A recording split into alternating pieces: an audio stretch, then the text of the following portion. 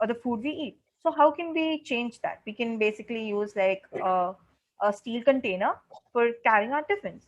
So these are the little initiatives that we can take, and that transcends when we actually like begin right from the time we start. If you're aware of like there are a lot of elements to environmental pollution, like be it air pollution or water pollution and soil pollution. But I feel like the little steps that we take that to reduce the carbon footprint on a very local level can actually help it, as I said, can actually conserve it and maintain it at a global level.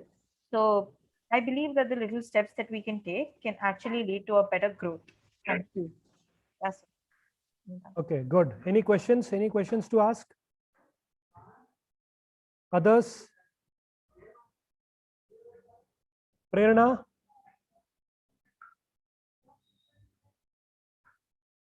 Shivatmika?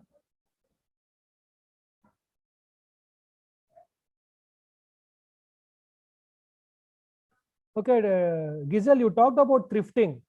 So if many people start following this principle, don't you think it will lead to loss of employment for many? No, sir. In turn, thrifting in the current pandemic phase, there Hmm. are like many people online who actually thrift their clothes. So this gives a chance for many small businesses to actually come up. I do agree. I agree, sir, that thrifting happens at a very micro level, especially if you consider it now. It's at a very micro level. There's not a startup which actually promotes thrifting at a very large level. It's in bit by bit it's happening, sir. So I Thrifting feel like usually it happens for especially during wedding, right? For wedding clothes or designer wears or so expensive not clothes. If so not they only sell it. that Hmm. so not only that, but since I like follow like fashion photography, I know many fashion influencers who actually thrift their clothes, Hmm. from certain online things. Maybe it is their initiative to actually reduce their shopping which happens outside, or maybe let's say even because of environmental concerns. So I feel like many small businesses coming up because of thrifting is actually a good point. Yeah. So thrifting generally means renting out one's clothes.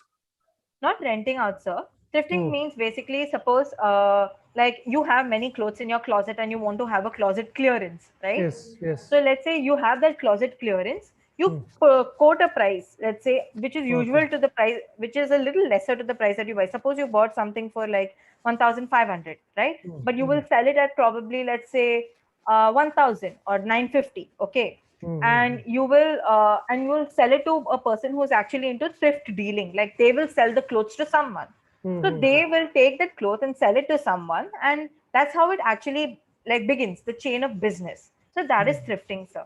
Yeah. Okay, okay. So are you participating in that actively? Do you thrift? So I have not thrifted, but I've bought thrifted clothes. Do Yes. you think it is safe during this pandemic? So, considering the online fraud that happens, a Hmm. lot of thrift pages actually, they take the pictures from other thrift site, Hmm. and they say that this is a GPay account and Paytm and everything, and you need to actually check out. Hmm. Hmm. You can check it out. But what they do is they take the money and then they fraud the customers. So Hmm. how to actually even get rid of that? So basically, most of the thrifting that happens, it occurs on Instagram. Like Hmm. Hmm. Instagram is this new platform that actually promotes it. So, Yes. sir, what happens is whenever you go to a page, right? There's also an option about seeing the history of the page, or the about segment of the page. So it tells you Yes. how many times the user might have changed their username, Hmm. or even various thrift, those who have loyalty brand. Okay, like I know this brand called Coco Sorority. So it actually has like a loyalty base. So when any fraud or anything happens, they put it on their story, or they put it on their Instagram page. So Hmm. I feel like we need to actually, even how to actually gauge that, we need to check the reviews also, right? Hmm. Like Hmm. authentic reviews and everything. Or maybe ask your friends who are into this kind of a similar concept. So that can actually help you save from the frauds of thrifting. Yeah. Hmm. Okay. Apart from thrifting, you mentioned some other concept. What is it? So I said about dry waste and wet waste segregation, Hmm. and I also spoke about the air quality index and the carbon footprint impressions on the environment. Okay. And I also spoke about ingestion of plastic, basically how we can change escape from plastic to a better substrate which can be used for our day to day like routine. Okay. That is what I mentioned, sir.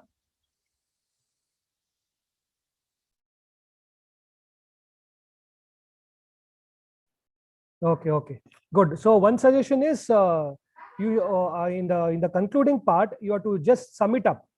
Okay, about your the important points that you have mentioned. Okay. Yes, sir, I'll do Okay. that next. Okay. Okay. Good. Thank you, sir. Okay. Yes. Next, who is ready? Yuvraj Singh. If you people don't respond, I will remove you from the class. Yuvraj Singh. Vachan Shetty.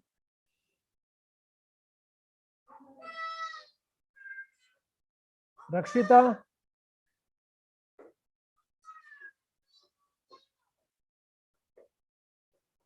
Suraj.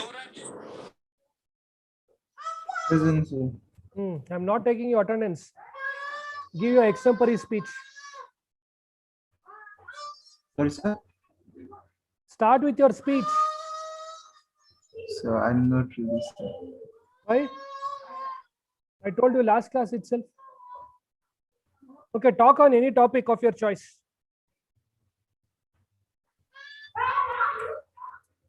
Talk on any topic of your choice. Talk about COVID-19.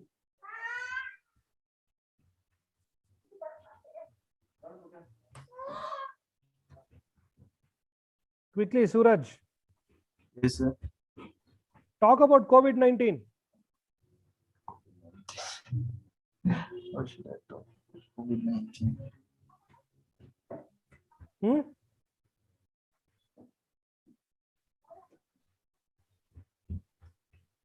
What man, can't you talk about COVID-19 for 2 minutes? Suraj, I'm asking you. Yes, sir. No, talk about COVID-19 for 2 minutes. Sir, give me some time, sir.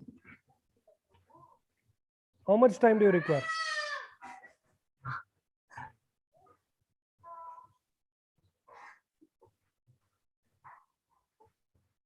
Yes, Shruti Vasist.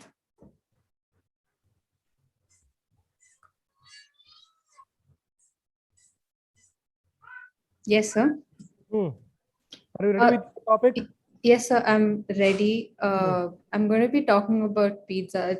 Basically, it was my research speech from Toastmasters. Hmm. So, Yes. can I start? Start. All right. So, also, it's a bit long. It's not just 2 to 3 minutes. So, should I cut it short and speak, How or long will it last? How long will the original speech last? 5 to 7 minutes? Okay, not an issue. Continue. All right, sir. I said minimum 2 to 3 minutes. Maximum you can enhance, not an issue. Okay, sir. Hmm. It was a very cold day back in 2008 when I had received a Pizza Hut discount coupon from school. Little Shruti, with a hint of sparkle in her eyes and two pigtails on the side, walked up to her dad and stretched her short arms as far as she could with the coupon placed in it. Without a thought, my dad drove me to the nearest Pizza Hut and bought us a pan pizza with that coupon. The waiter placed that warm pizza right in front of me. It was layered with red sauce, packed with cheese, and piled high with delicious mushrooms, capsicums, baby corns, and what not. The mere thought of biting into the first slice of pizza I had ever eaten reminded me of the same warmth and happiness I had felt at that time. Good morning, good afternoon. I'm Shruti Vashisht, here with my third speech before you all today. I can assure you that this speech is definitely going to be very tasteful since it's all about my favorite dish, pizza. It's important to know some basics about pizza, which I'm sure most of you all know, but before we get to the history and origin of this mouth-watering dish, I shall repeat it for you all. Pizza, as most of you all know, is a savory dish of Italian origin. This flatbread is topped with tomato sauce and cheese, and sometimes also with other vegetables. It is then baked at a high temperature in a wood fire oven.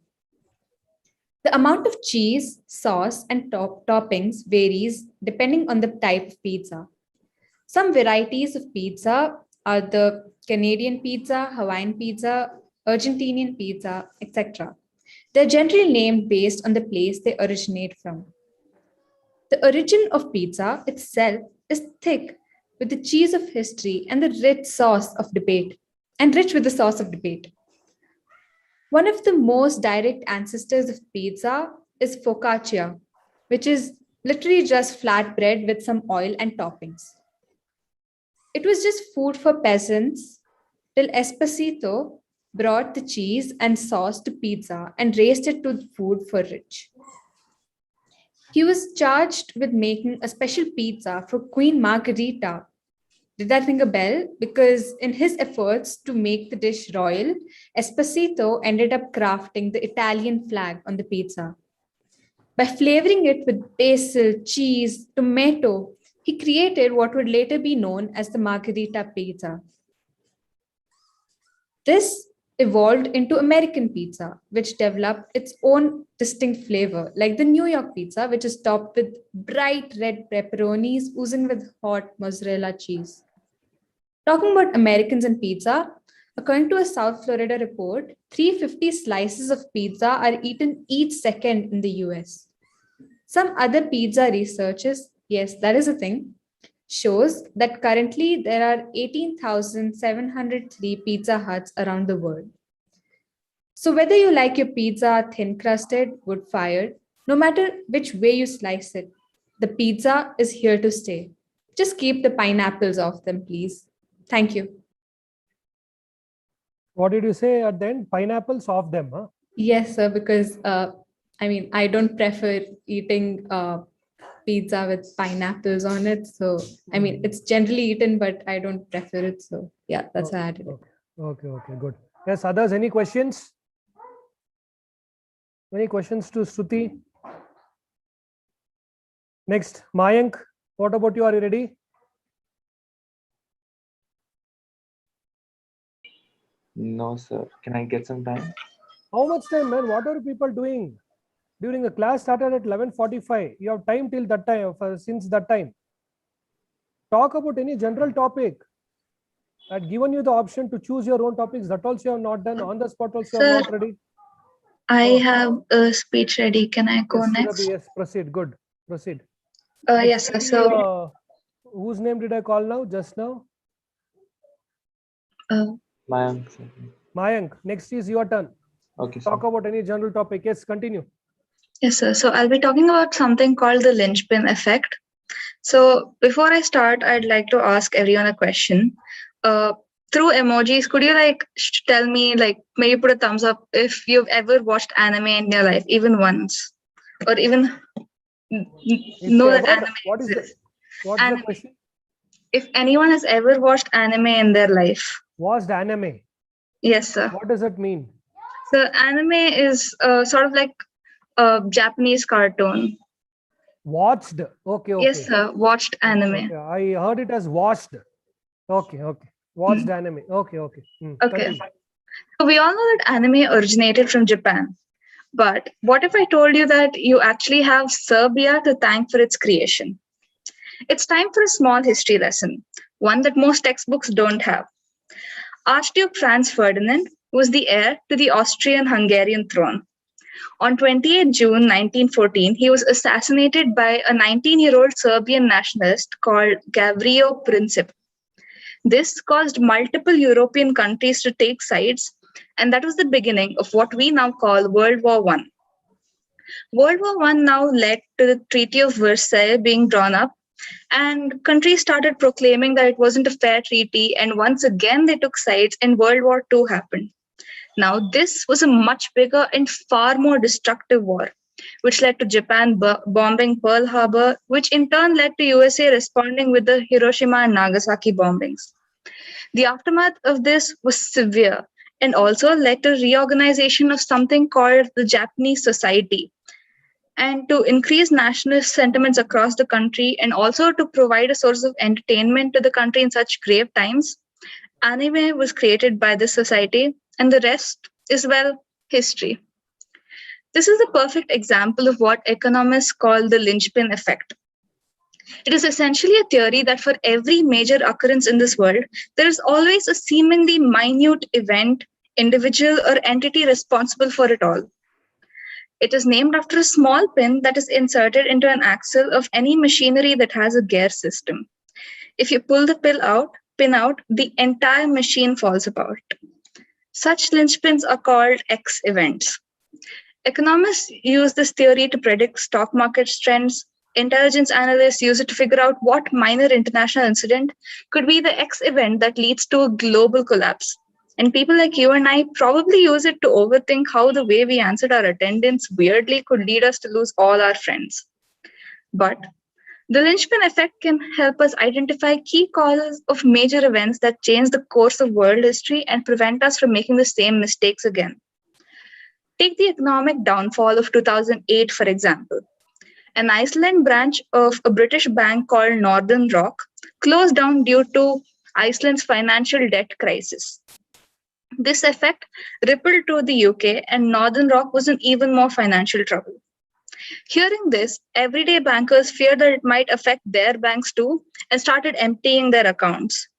This led to the downfall of all other banking and financial corporations across the country. It began with the fallout of Bear Stearns, then the Lehman Brothers, and the rather well-known JP Morgan Chase, then known as Morgan Stanley, and eventually Merrill Lynch. Since some of these corporations were the gateway for global investments in UK, disrupted the entire international stock market. It first led to the downfall of the American economy and later the entire global economy. But how does this effect play into our life? Well, according to businessman and world famous author Seth Godin, every organization has at least one, and usually several corporate linchpins. People who cannot be replaced, people who are indispensable, and we all should strive to be one. Think of what your best attribute is.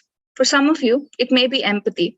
So, strive to create such good connections with your peers and colleagues that higher ups would have to think about every other person who knows you before they replace you. You become the emotional quotient linchpin. If you're good at problem solving, solve seemingly minute problems that make everything easier. It may be something as simple as moving a water cooler nearer to a workspace so that people don't procrastinate on hydrating themselves and stay comfortable while working. Go on to solve bigger problems. Eventually, your problem solving skills will make you indispensable. And your skills needn't be something as concretely defined as these either. Maybe you're just the person who greets everyone in the most cheerful manner in the morning, and you may make someone's day good. They pass on the favor because you gave them a good start to the day. Maybe you do this every day and people take notice. You become indispensable simply because people like you. Maybe you organize everything and help others do it too. You become indispensable because you make sure order always takes over chaos. My point is, the world has X events that are linchpins, and we all have an X factor that makes us one. And if all of us work in even the smallest way to being better people, together we can all create a better world. Thank you. Okay, good. Did you read it or did you speak on your own?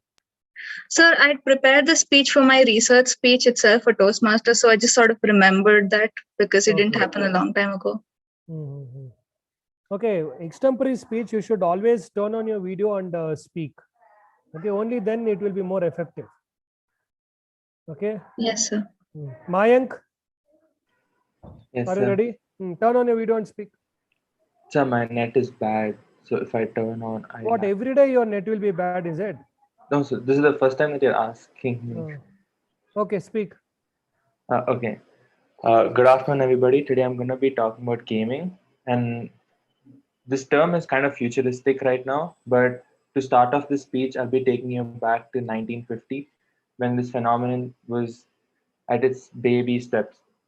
The first game ever to exist was Pong, which is ping pong. It was started off as a computer project in MIT, and this later on led to many famous games and a company being known as Nintendo coming into place. Nintendo made the world famous Mario, Super Mario, and created a universe and created many characters and built their fan base. After around 20 years of hard work, Nintendo became the number one gaming company and released their first console, Nintendo DS.